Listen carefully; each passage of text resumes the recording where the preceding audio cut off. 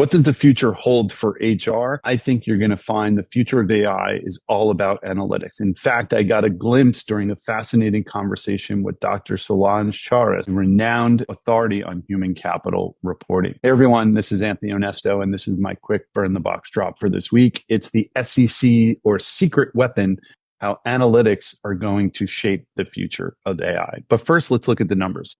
31% of companies disclose workforce metrics in annual reports, 18% in ESG reports, and 15% in diversity, equity, and inclusion reports. Among the companies that do disclose human capital metrics, gender diversity is the most commonly reported metric, followed by racial diversity, average employee tenure, voluntary turnover, and safety incidents. A survey of S&P 100 companies revealed that 97% included disclosures related to diversity, but 61% disclosed quantitative metrics regarding gender and racial diversity, respectively, headcount essentially. And the review of the first 100 Form 10Ks followed by companies with at least $1 billion in market capitalization found that only 15% of organizations have a standard set of human capital metrics. What the heck is going on? Well, in my conversation with Dr. Solange Charas, what we realized is that there needs to be a movement to have more required human capital reporting within SEC reporting. I've talked about this before, but what I loved she talked about were these different metrics, not about headcount or diversity, but really pushing for more human capital metrics. Now, in my conversation with Dr. Charas, what I found is that the European Union is already leading efforts around these things. So companies that are doing business in the EU are going to have to start complying with these human capital metric requirements. The United States, as always, very far behind. There's also controversy around these things. A lot of practitioners don't necessarily believe in this stuff. I think it will unlock so many things for us. But let's talk about the EU. If you're doing business in the EU, there's going to be a requirement around human capital metrics.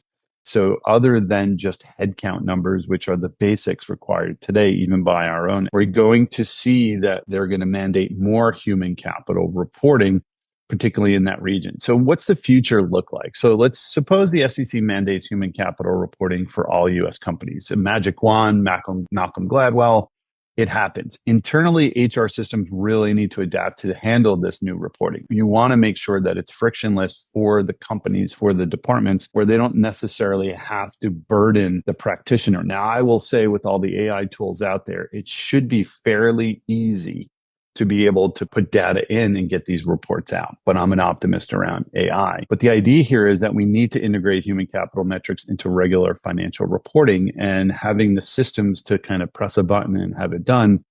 I know it's a lot harder than that, even for the financial data, is the ideal scenario. But what I think this will do is it will necessitate a data-focused approach within HR teams. I think businesses will put more focus around human capital metrics and what's being reported. I think analysts out there, investments, whether you're in a PE group, you're a venture capital firm, or you're just generally investing in the market and starting to report some of these human capital metrics as required by the SEC, you're now going to see a correlation. All of us in HR believe that there is a connection between human performance and business performance.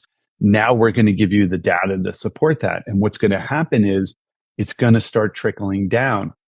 Not in a Reagan economic kind of way, but in a way where the interest, like, hey, if we practice human capital and focus on human capital programs within organizations, we see business results. It's going to trickle down from investors to boards, to CEOs, to HR departments. And HR, where we thought HR has evolved to having a seat at the table because of COVID, this is going to be an amazing time for human resources as we start thinking about these things. So we really need to embrace this change. We as practitioners need to see that this connection, even though it's going to cause us more work, will ultimately unlock so many things for us.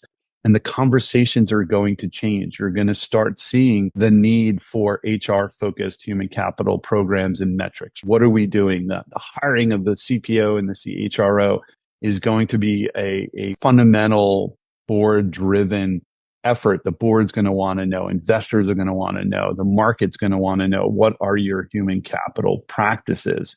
And those are the benefits. Now, it's not all roses. It's not a nirvana. There are going to be challenges and considerations. So despite the potential benefits, implementing human capital reporting is challenging. Today, it's disparate systems, even now, where I'm not required to report on human capital externally, finding data, getting access to data, having it aggregate in a way through a tool is almost impossible. A lot of these systems, their APIs aren't completely open, so you're not getting all of their data. It's not a very easy thing. But if I am an entrepreneur in the HR analytics space, I'm looking at this going, here's our opportunity. This is our opportunity to really help organizations bring human capital reporting to the front and center. So what's my vision for the future, folks?